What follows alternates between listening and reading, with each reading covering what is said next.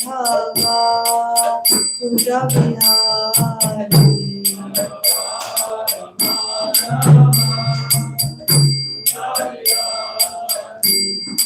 Gopi Jana Vallabha Girivaradhari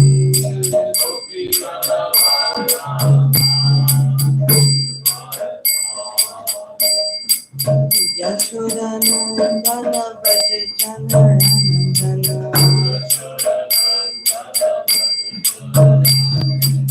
Yamuna Tira Vanachari Jaya Radha Madhava Kuja Vihari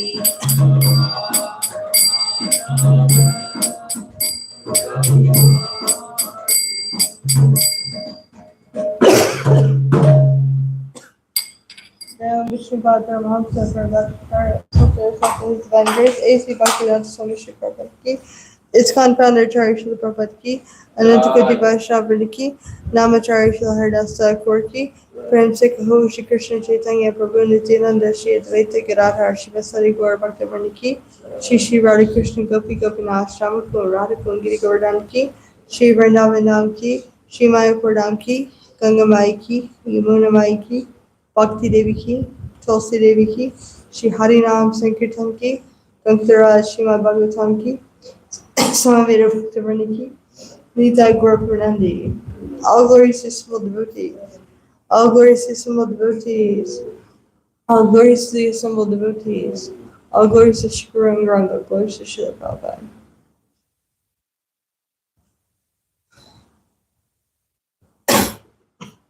Om Namo Bhagavate Vasudevaya.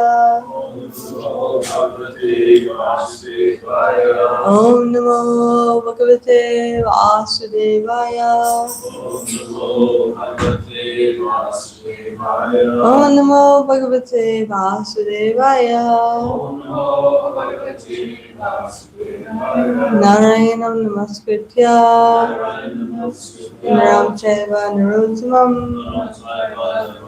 Devyam Saraswatam Vyasam Stojam Udirayat Nastu Parishu Bhadrishu Nityam Bhagavata Sevaya Bhagavati Utamashloke Bhaktir Bhaktaneshiki Fourth sign of Srimad Bhagavatam, which is our very means of conquest, which offers to obeisance unto the personality of Godhead Narayan, unto Narayan Rishi, the supremest human being, unto Mother Saraswati, the goddess of learning, and to Srila Vyasadeva, the author. By regular attendance in classes on the Bhagavatam, and by rendering service unto the pure devotees, all that is troublesome to the heart is almost completely destroyed, and living service unto the personality of Godhead, who is praised with transcendental songs, is established as a reliable fact. Howard, wouldn't you mind passing me one of those cough drops over there? So today we're reading from Canto 4. Pritya Maharaj is going back home, back to Godhead. And we'll be covering text 16 today. Thank you.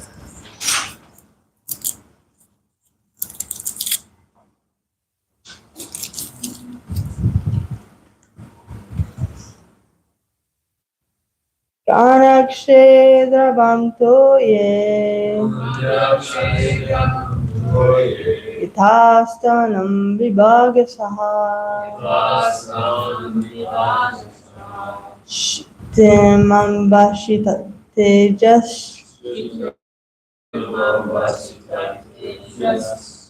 Adovayoni basya yamam Kanakshedravam toye Yathastanam vibhagasaha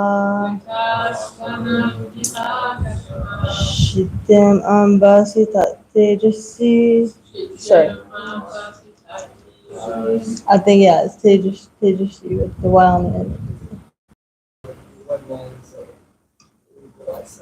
You can, okay. Yeah, it sounds better if you leave it off. So Because actually it's Tejas Yanu.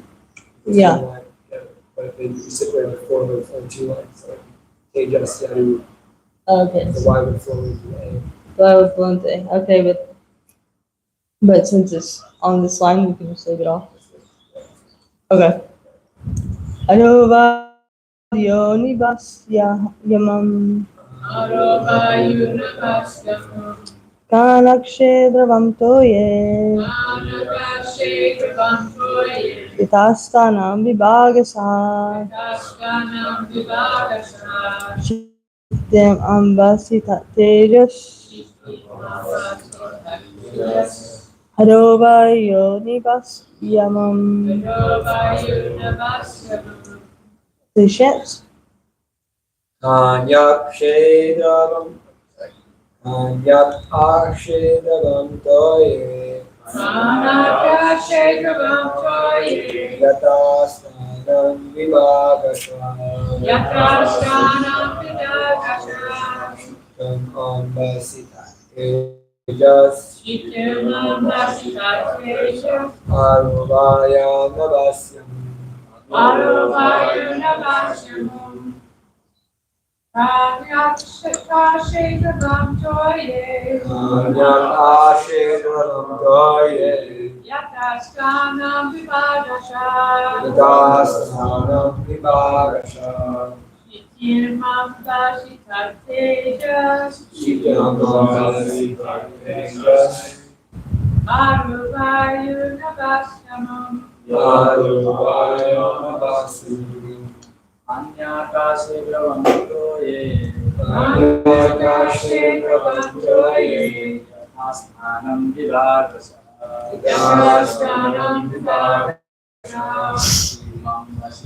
Tejasya Adhovayo navasyamam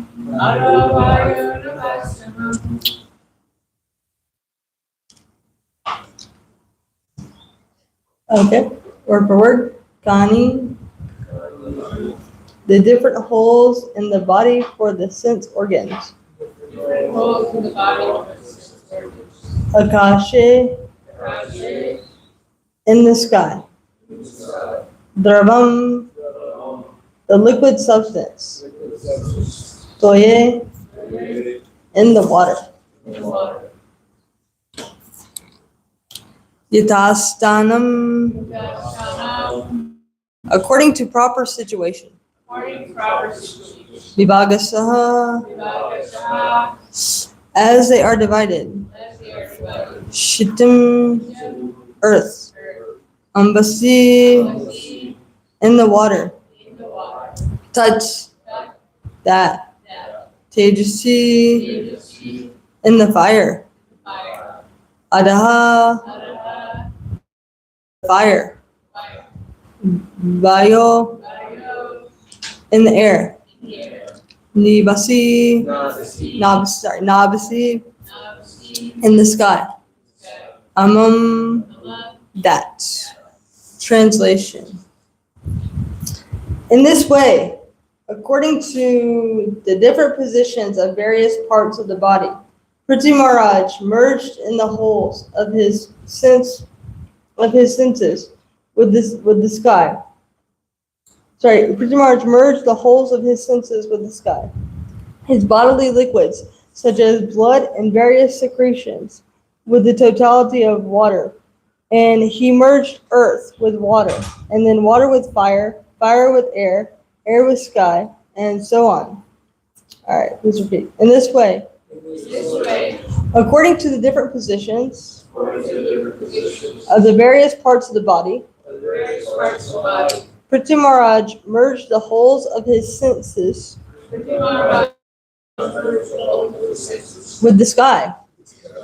His bodily liquids, such as blood and various secretions, with the totality of water. And he merged earth with water, and then water with fire, fire with air, air with sky, and so on. All right, report by His Divine Grace, Srila Prabhupada Ki Jai. In this verse, two words are very important. Yathastanam Vibhagasaha. In Srimad Bhagavatam, 2nd canto, 5th chapter, Lord Brahma clearly explained to Narada how the creation took place. And he explained one step after another the proper divisions of the senses, the controller of the senses, the objects of the senses, and the material elements. And he also explained how they are created one after another. The air from the sky, the fire from the air, the water from the fire, the earth from the water, etc. It is important to know thoroughly the process of creation as it applies to this cosmic manifestation. Similarly, this body is also created according to the same process by the Supreme Lord. The personality of Godhead, after entering the universe, creates the cosmic manifestations one after another. Similarly, the living entity, after entering a womb of a mother, also collects his gross and subtle bodies, taking ingredients from the totality of sky, air, fire, water, and earth. The words Yathastanam Vibhagasaha indicate that one should know the process of creation and should meditate upon the created process inversely and thus become free from material contamination. So, I'm going to get into them to Shagana Janashlakaya Chaksham Meditamino Tasman Shri Guru Namaha Shri Chaitanya Vishram Stapitam Yena Bhutale Swayam Rupa Kadamayam Didhati Swapadantikam Vandeham Shiguro Shiyata Parakamalam Shiguro Vaishnavam Shta Shri Rupam Sakritam Sahagana Regatam Vikantam Sajivam Sadvaitam Sadvitam Vijana Sahipam Krishna Chaitanya Devam Shri Radha Krishna Padan Sahagana Lalita Shri Vishakam Vikamsha Hey Krishna Karna Sindhu Dinabande Shikapate Gopesha Gopika Kanta Radhakanta Namusute Tabda Kanchana Gorangi Radhe Varnavaneshwari Vishamani Sute Devi Pranamami Harife Mancha Kalpatri Vishakri Vasundhi Devacha Patisana Bhavnevyo Vaishnavevyo Namamaha Shri Krishna Chaitanya Prabhu Nityananda Shri Advaita Girahar Shiva Sari Gaura Bhakta Vrinda Hare Krishna Krishna Krishna Hare Hare Hare Rama Rama Rama Hare Hare. Okay, so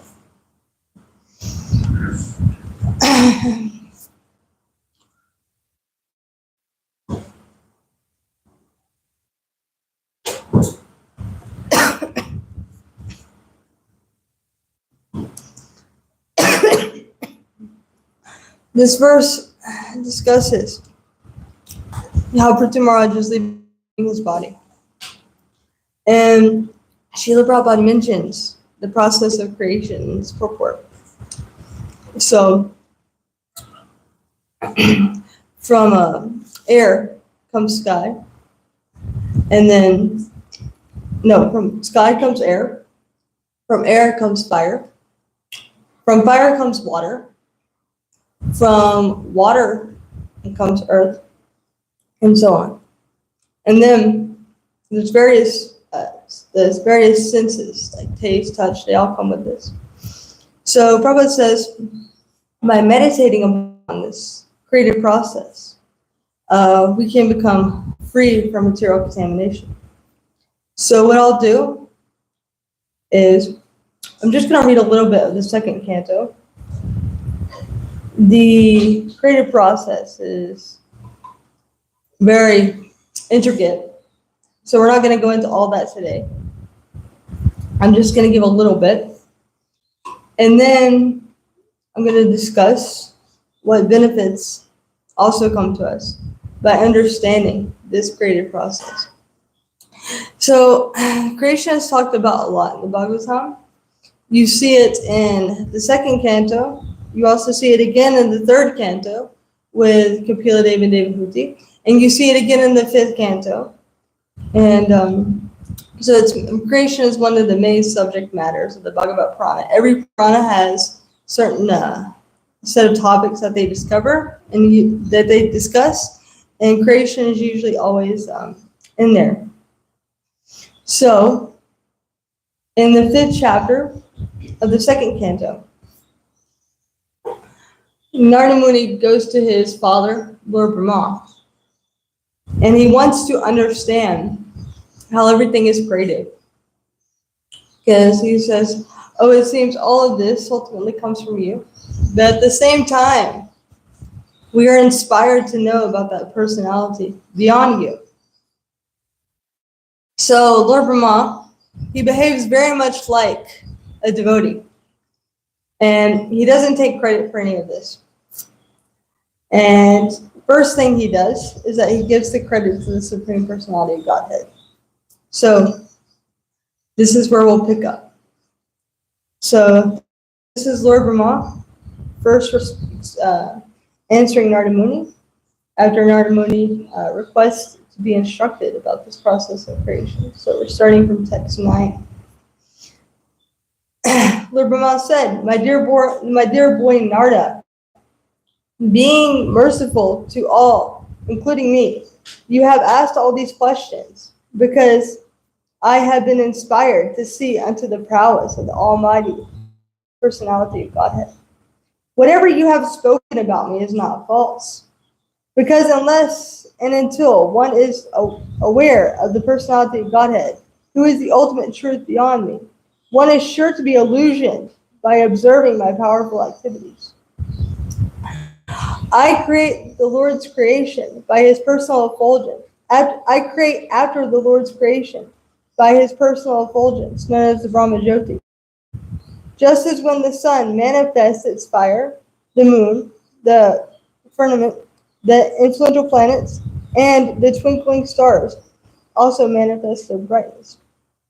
I offer my obeisances and meditate upon Lord Krishna, the Personality of Godhead, whose invincible potency influences them, the less intelligent class of men, to call me the supreme controller. The illusory energy of the Lord cannot take precedence, being ashamed of her position. But those who are bewildered by her always talk nonsense, being absorbed in thoughts of it is I and it is mine. So now we're getting into the little more of the details of creation here. Try to follow along if you can. The 5 elementary ingredients of creation, the interaction thereof set up by eternal time, and the intuition or nature of the individual living beings are all differentiated parts and parcels of the Personality of Godhead Vasudeva. And in truth, there is no other value in them. The Vedic literatures are made by and are meant for the Supreme Lord. The demigods are also meant for serving the Lord as parts of his body. The different planets are also meant for the sake of the Lord. The different sacrifices are performed just to please him. All different types of meditation or mysticism are means for realizing Narayana. All austerities are aimed at achieving Narayana. Culture of transcendental knowledge is for getting a glimpse of Narayana, and ultimately, salvation is for entering the kingdom of Narayana. Inspired by him only, I discover what is already created by him, Narayana, under his vision as the all-pervading supersoul. I also am created by him only. The Supreme Lord is pure. The Supreme Lord is pure, spiritual form, transcendental to all material qualities. Yet, for the sake of the creation of the material world and its maintenance and annihilation, he accepts through his external energy the material modes of nature called goodness, passion, and ignorance. And then I'm going to skip just a little bit and get down to here. After the incarnation of the first Purusha, Karnavashayi Vishnu, the Mahatattva or the principles of material creation take place. And then time is manifested. And in course of time, the 3 qualities appear. Nature means the 3 qualitative appearances. They transform into activities. Material activities are caused by the Mahatattvas being agitated. At first, there is transformation of the modes of goodness and passion, and later, due to the mode of ignorance, matter, its knowledge, and different activities of material knowledge come into play. The self-centered materialistic ego, thus being transformed into three features, becomes known as the modes of goodness, passion, and ignorance, in three divisions, namely the powers that evolve matter, knowledge of material creations, and the intelligence that guides such materialistic activities. Narada, you are quite confident to understand this. From the darkness of false ego, the first five elements, namely sky, is generated. Its subtle form is the quality of sound, exactly as the seer is in relationship with the seen. Because the sky is transformed, the air is generated within the quality of touch. And by previous succession, the air is also full of sound and the basic principles of duration of life, sense perception, mental power, and bodily strength. When air is transformed in course of time and nature's course, the fire is generated, taking shape with the sense of touch and sound. Since fire is also transformed, there is a manifestation of water, full of juice and taste. As previously, it also has form and touch, and is also full of sound. And water, being transformed from all variegatedness on earth, appears odorous, and as previously, becomes qualitatively full of juice, touch, sound, and form respectively. From the mode of goodness, the mind is generated and becomes manifest as the 10 demigods controlling the bodily movements. Such demigods are known as the controller of directions, the controller of air, the sun god, the father of Daksha, Prajapati, the Ashwamini Kumaras, the fire god, the king of heaven, the worshipful deity in heaven, the chief of the Adityas, and Brahmaji and Prajapati all come into existence. By further transformation of the mode of passion, the sense organs like the ear, skin, nose, eyes, tongue, mouth, hands, genitals, legs, and the outlet for evacuating, together with the intelligence and the living entity, are all generated. O Narada, best of the transcendentalists, the forms of the body cannot take place as long as the created parts, namely the elements, senses, mind, and modes of nature, are not assembled. Thus, when all these become assembled by force of the energy of the Supreme Personality of Godhead, this universe certainly came into being by accepting both the primary and secondary causes of creation. Thus, all the universes remain thousands of eons within the water, the causal ocean, and the Lord of living beings entered into each of them and caused them to be fully animated. So then, this goes into a little bit more about Mahavishnu now. The Lord Mahavishnu, although lying in the causal ocean, came out of it, and dividing himself as Hiranyagarbha, he entered into each universe and assembled the Virat Rupa with thousands of legs, arms, mouth, and head. So now, this goes into the Virat Rupa, which we're not going to discuss because that's an extensive topic. But I just read a little bit of this to give a little bit of taste of creation and how things are assembled. And by studying this, I came to realize some benefits that come from actually really diving into the process of creation. So when I first read this in the Srimad Bhagavatam many years ago, it was so intricate, so detailed, and at first I didn't understand so much. I kind of skipped over it. But after, I didn't really skip over it, but it didn't sink in. I read it, but it didn't all kind of gather in my mind. But after, the second, third, fourth time, because the Bhagavatam, it purifies us. I really started to get into it.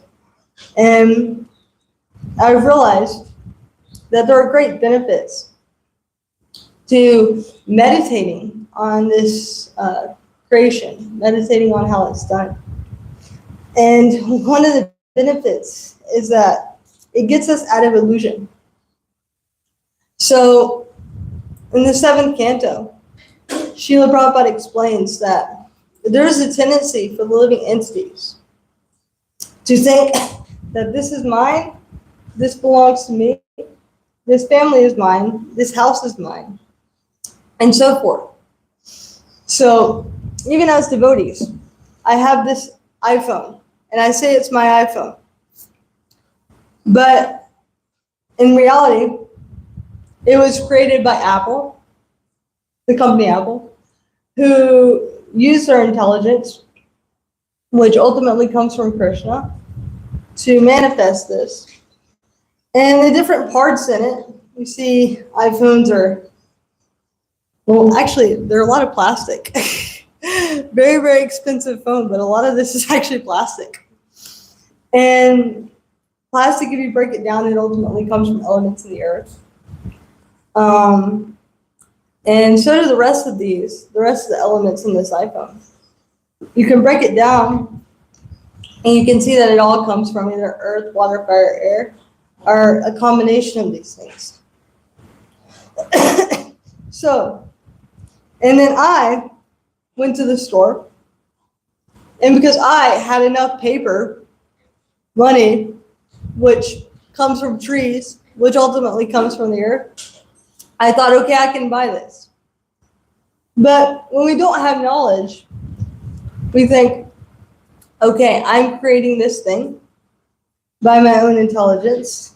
This is my spark of genius, my inspiration, or I'm taking my money and I'm buying this thing. But we can see just by studying a little bit of this 5th chapter from the 2nd canto, what happens when Narada approaches Brahma and asks about this process of creation. Brahma, the first thing he does is he begins to glorify Krishna, and how Krishna is the ultimate source of everything, and how he's acting just as an instrument. And then later, I didn't read it, but I think we're all familiar with the story of Lord Brahma, of how he was created from the navel of Garbhodaka Vishnu. And when he first awoke, he was actually bewildered, and he didn't know what to do. He didn't know where he came from. He was very bewildered. And then, by the mercy of the Supreme Personality of Godhead, he heard the word stapa, which is austerity. So he began to meditate and do austerities. And then, after some time, he got darshan of the Supreme Personality of Godhead. First, before he did all this, he tried by his own endeavor to figure out the source of his existence. And it's described how he goes down into the lotus flower, and he's trying to figure out, where he came from. He's trying to do this by his own efforts, and he can't. So Brahma actually, he explains that by the mercy of the Supreme Personality of Godhead, he got this intelligence to create the universe. And he didn't actually create the elements, as we know. The elements were there. Brahma just helped assemble things. So, but when one doesn't have knowledge of the Supreme Personality of Godhead, when one doesn't have knowledge of the creation, because of the false ego, which becomes manifest, we think, oh, it belongs to me, or I created it. This is why people are so attached to their children and how their children turn out. Because there's part of them that thinks this living being came from me and belongs to me. So this is the influence of false ego. And that extends. It's, in a way, it's like we never come out of the stage of being toddlers. Toddlers, they try to grab everything as theirs, even if it doesn't belong to them. You'll notice, you see a little two-year-old kid, the kid will just walk up and grab something and say, this is mine, and run off with it. But as we grow older, we start to understand, okay, it actually belongs to him. But we don't really get out of that mentality, because then we start to think, well, I can acquire things that ultimately belong to me. Or we'll start to think about how we can take something from somebody else. But by meditating on this creative process, the first thing that it teaches us, which is essential to being able to practice Krishna consciousness, is that we're not the supreme controller. So we start to realize what Krishna says in the 7th chapter of Bhagavad Gita. Bhumira po nalo vayu kam mano buddhir evacha ahankara iti yame dina prakriti astido. So, earth, water, fire, air, sky, these false mind, and intelligence. These eight all constitute my separate energies. And so then the second thing that we can learn about this creative process is that it helps us understand that everything is borrowed. Ishabhasyamidam saravam kincha jagatyam jagat tyena taktena buddhitam agritha kashyasitanam. And aham sarvasya prabhavo mata sarvam vivarte iti matva vijante mam buddha. Wait, what's the last line of that? Yeah, I got that right. So, Krishna is explaining that everything is ultimately owned, controlled by him, and we all have our quota. So, what we're seeing here with Pritha Maharaj leaving his body is that the reverse is happening. You know, the elements, they go back in reverse. As I mentioned before, there's sky, then there's air, then there's fire, water, and so forth. And then, as he's leaving his body, the inverse happens. So, the first thing we understand is that we don't own these material elements, not even our body. Our body is being borrowed from the Supreme Personality of Godhead. And in fact, everything that we have ultimately is being borrowed. So, when something is being borrowed, what does that mean? Eventually, you have to give it up. And when you understand that, okay, I'm borrowing this, it's not really mine, then you can develop a sense of detachment. Because you understand, okay, I can't keep it. It's like when I was a kid, my friend let me borrow their very expensive PlayStation at the time, which was new. Too. It was earlier 2000s, so the second one had just come out. And I had the Nintendo GameCube at the time, which had come out. I think it was like, what, 2002 or something like that. And I was a little kid. So anyway, so we switched, and I got the PlayStation 2, so I could play a game called GTO. And so me and my brother played this game for about a week, and then we also played a game called Ghost Recon, I think, and we really, really loved it. We were having a good time. And there was part of us that didn't want to give it up, but we knew at the end of the week, okay, it doesn't belong to me, I have to give it up. And so it becomes a little bit easier when one has this consciousness. Okay, I don't own it, it's not mine. So therefore, I have nothing to lose. So this is how the devotee thinks. They think ultimately, whatever I have by the mercy of Krishna. It ultimately belongs to Krishna, so therefore I should use it in his service. And then they also understand that if I use it in my service, therefore if I keep it for myself, then I am a thief. You can understand this idea better. Because I would hear, sometimes devotees would tell me in the beginning, oh, if you don't engage everything in Krishna's service, you're a thief. Nothing belongs to you. And I understood it kind of like somewhat. I'm like, okay, yeah. But when you really understand this process, of creation, and how all the sense organs come into being, how false ego comes into being, how all the elements, that you can't create any of that, then it helps it really, really sink in that everything is ultimately Krishna's, and that is meant to be used in his service. So, therefore, the devotee is able to accept whatever comes as Krishna's mercy, and they're able to take whatever is given to them and to use it for the benefit of others. Like there was this famous story in the Bhagavatam of Devi, who is always thinking of the benefit others. And then one time he was fasting for 48 days. So you can imagine he was quite hungry. And somebody brought him some very nice prasadam to break his fast with. But then a brahmana knocks at the door, and the brahmana is hungry. And so Ranti Devi gives half of his preparation to the brahmana, and then he sits down to take the other half. And sorry, my throat's really irritated. And yeah, he sits down to take the other half, and when he sits down to take the other half, a Sudra then comes and knocks at his door, and he gives the other half to the Sudra. So then all he has is water left. So he sits down and he's going to drink the water. But then a Chandala, a lower class person, knocks on the door, and he's very, very thirsty. So then Ratidev gives him the water. And this is an extreme example, but it's an example of the consciousness of the devotee. The devotee is very tolerant, and the devotee understanding everything belongs to Krishna. And therefore, thank you, Prabhu, wants to use those things for helping others. And Krishna himself, he is very kind and very merciful. We can understand this when we study the process of creation. Because there's no need for this material world, but there are living entities that want to enjoy separately from Krishna. And so this enjoyment separate from Krishna, it can't happen in the spiritual world. Because in the spiritual world, everyone's so in love with Krishna.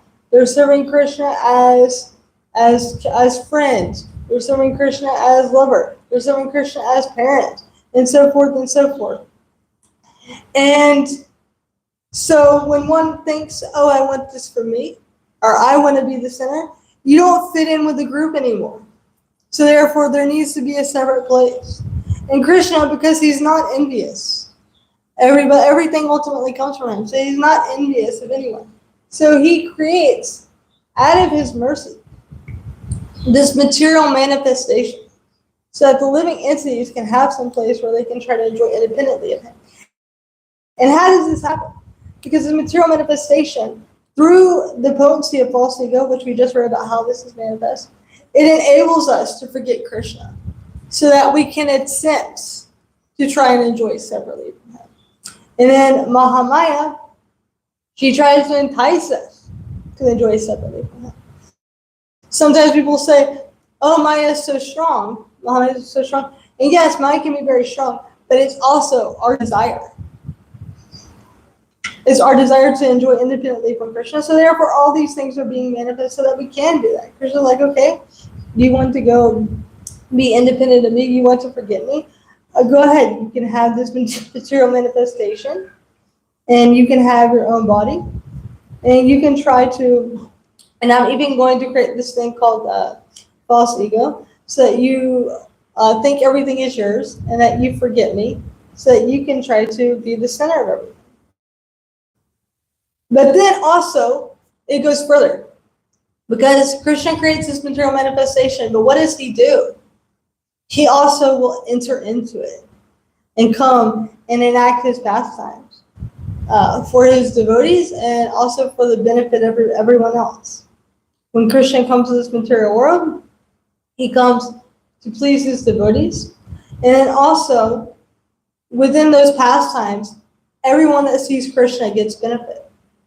Although we know that when Krishna appears on the planet each time, not everybody recognizes him as the Supreme Personality of Godhead because of their consciousness. But Krishna is so sweet that just by his darshan, they are eternally benefited. We see this in even if they are the ones that are envious. We see this in the case of Shishupal. He's very, very envious of Krishna.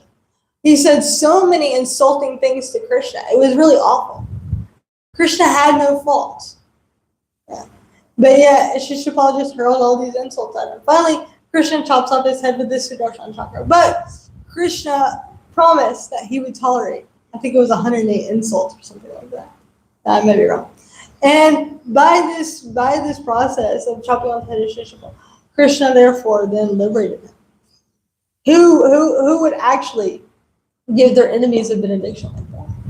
It is said on the battlefield of Kurukshetra As I mentioned previously, how Krishna comes for the enjoyment of his devotees. But he also, one of the things that he does when he comes is he's acting as servant to his devotees. So on the battlefield of Kurukshetra, Krishna is driving Arjuna's chariot, and he's sitting below Arjuna. And Arjuna is telling Krishna which way to go by kicking him on left shoulder, right shoulder. So Arjuna's kicking Krishna like, go this way, go this way. Because in a battlefield, you don't have time to be like, oh hey, could you please turn in this direction? No. Stuff's going on. You got brahmastras going off. You got arrows, all sorts of things, all sorts of like mantric weapons and whatnot. And battlefield of Kurukshetra, if you read the Mahabharata, there's a lot of stuff going on there. So Arjuna's kicking Krishna in this way. And the other side, they're seeing Krishna, and they're seeing Krishna, and even though many of them are inimical, they're getting benefit because they're looking at Krishna. And what is Krishna doing? It's described that Krishna is smiling. Krishna's casting his smiling glance upon everybody on this battlefield. So just by seeing Krishna's smiling glance, everybody that dies on that battlefield becomes liberated. So when Krishna comes, this is also an extension of his mercy. Whether one is a devotee or a non-devotee, they get benefit. Also, when he comes as Vamanadev, and comes as Vamanadev to have his pastime with Bali Maharaj, not only does Bali Maharaj benefit in this story, but Bali Maharaj's sister, I believe it is, she sees Vamanadev, and she thinks, oh, he's so cute, and she's looking at him kind of like a mother. And then when he takes away everything, she gets a little bit upset. But because of this one thought, saying, oh, he's so cute, and thinking of him kind of motherly. And when Krishna appears again, she comes as Putana. And therefore, then when she goes in to see Krishna, and she plans to kill Krishna by the poison on her breast. She smears her breast with poison, and therefore, so Krishna can suck her breast, and she's hoping ultimately he'll die. But Krishna takes this as an act of service, and then therefore, ultimately, Putana gets liberated and becomes one of Krishna's mothers, spiritual life. So this is Krishna's sweetness. This is Krishna's mercy. He comes as himself, but then also, there are people out there who don't want to accept that that the Supreme Personality of Godhead has form. And they have a hard time with this idea. Form, pastimes, and whatever. And so, what does Krishna therefore then do for them? What we didn't get into is after this process of creation, then Lord Brahma explains how the Virat Rupa is formed. And by meditating on this Virat Rupa, those who aren't able to accept that the Supreme Personality of Godhead has form, they're able to also make advancement because they can see the forest, they can see the mountains, they can see the sun, and they can think, oh, Krishna. It gives them some idea, oh, there's something greater than myself, something beyond me. This is why you meet so many people when they take up spiritual life.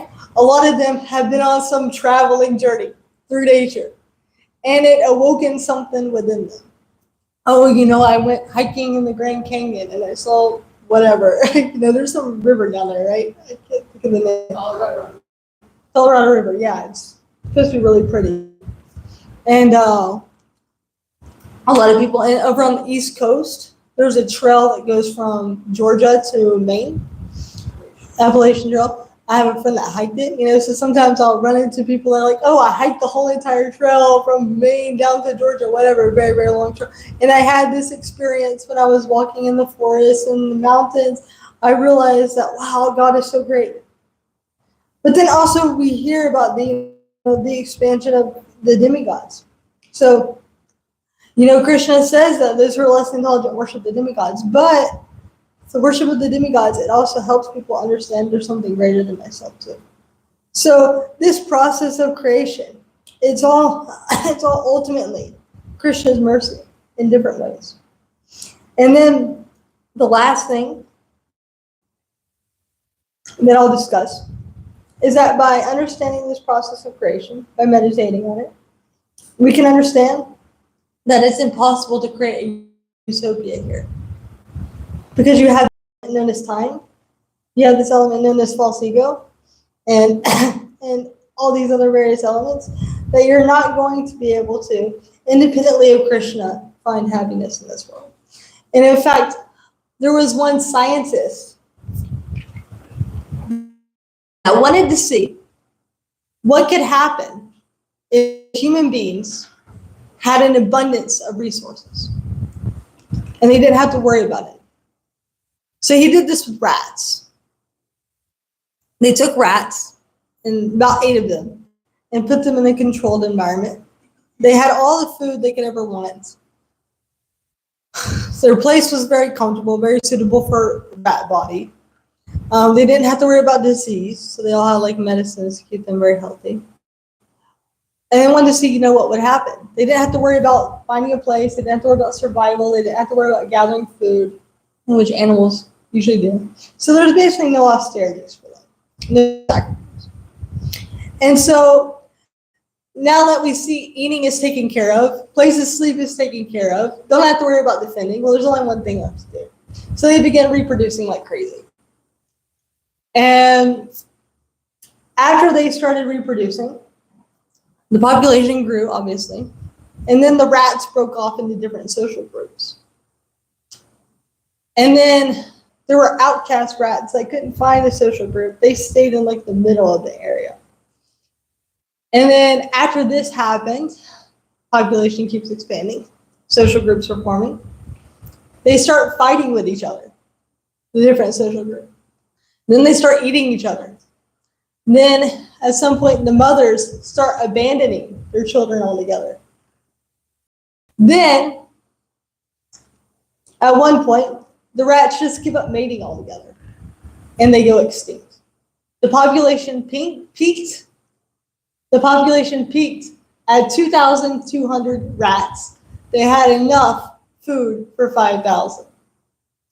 Even though they had all these comforts, they therefore then artificially created problems. So we can see that this material world is set up in such a place that conflict will arise no matter what. So you can even just see by this experiment with the rats. And human beings are a lot like rats. Like I was thinking about that experiment, I was like, well, human beings are a lot like that. We produce, we form our own social groups, then we fight each other, we kill each other, parents abandon their children, all this is going on. What? Yeah. We create things like nuclear weapons, and totally annihilate each other with it. So anyway, so we can see that you can have it, even if you somehow manage to create some utopian society within the material world, you're not going to be able to cheat the system, because by studying the process of creation, we understand that there's this illusory energy. We understand that there's this false ego. We understand that there's this time element. You're not going to be able to manifest that in this world. The only way you can create some utopia is for people to become Krishna conscious.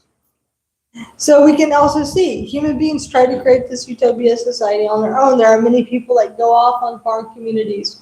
There's like these little hippie groups. They go off and they try to start these farm communities, and we're going to make everything equal. And then I know some people that grew up in the 70s in these like hippie type farm communities, and they said there were all these problems that came.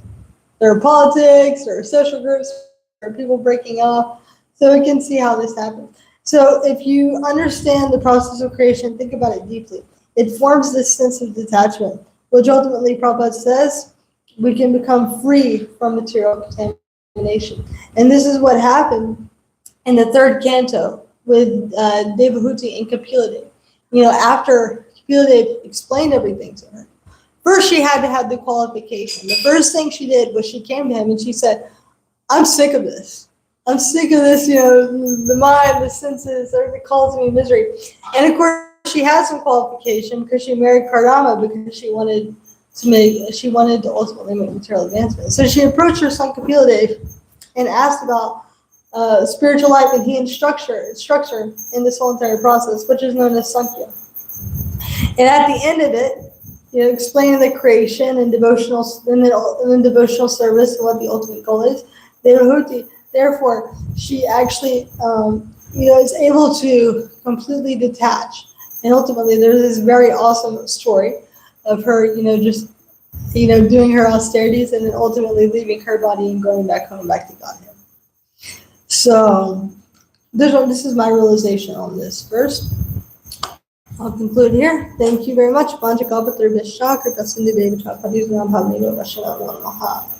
We have maybe 5 minutes or so. If you guys want to have some discussion on the process of creation. Or any thoughts?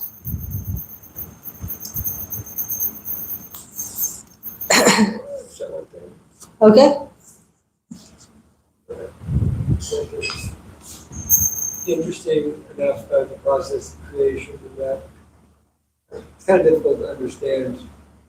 I would read the second canto like 3 or 4 times, kind of try to get a grip of what's going on.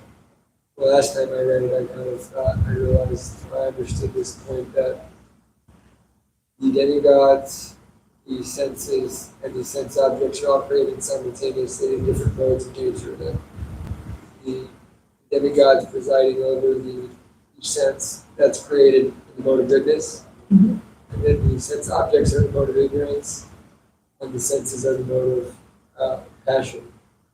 So they're all manifestations of the same thing. There's the Adhidaiva sense, so like the eyes, there's Suryadev is created, and then the eyes are created, and the objects of vision are created. All simultaneously, one's Adhidaiva, Adhidaiva, Adhidaiva. Yeah. So that's very interesting. Yeah, it is interesting. And also what you mentioned about the demigods and the senses. Somebody explained it to me like this too. He said, we think that when I move my hand, I'm moving my hands. But if I have a stroke, I'll be unable to move my hands. So like we're not even like in control of our own bodily functions. There's something about that that's also in control of it. There's like various arms, legs, even like there's one for like evacuation. Yeah. I mean, what? Yeah, I remember reading it too. There's also like that demigod of death or something like that. Yeah. Which is pretty funny. But but yeah, so really ultimately we can kind of see more and more how we're not in control. And aging also it teaches us that as well, especially when the body starts to break down. All right. Yeah, I know the process of creation, it's a little bit complicated, so our realization can only kind of go so far unless we work for Bhaktivedanta Institute. Then they have a little bit more religion on this type of stuff. The 5th canto, when we get into the 5th canto later, it'll talk about, what each planetary system is like, and that creation goes into more detail.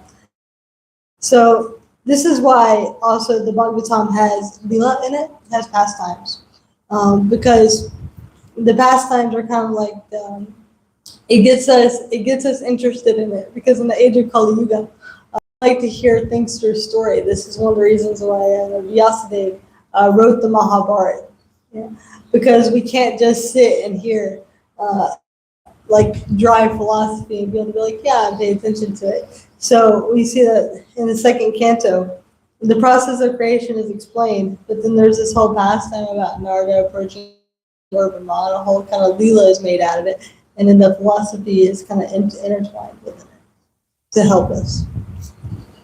All right. Well, if there's nothing else, consider. Oh, wait, sorry, yeah, Prabhu? Are all the universes made from the same elements? I'm sorry? Are all the universes made from the same elements? From what I understand, the material world, yes. All a combination of earth, water, fire, air.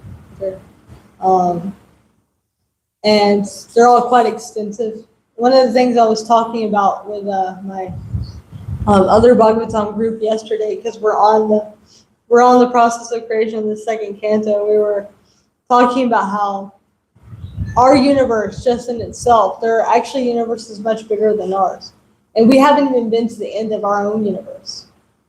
And we haven't even explored extensively the deepest part of our ocean, but yet unlimited universes are coming out of Mahavishnu's pores.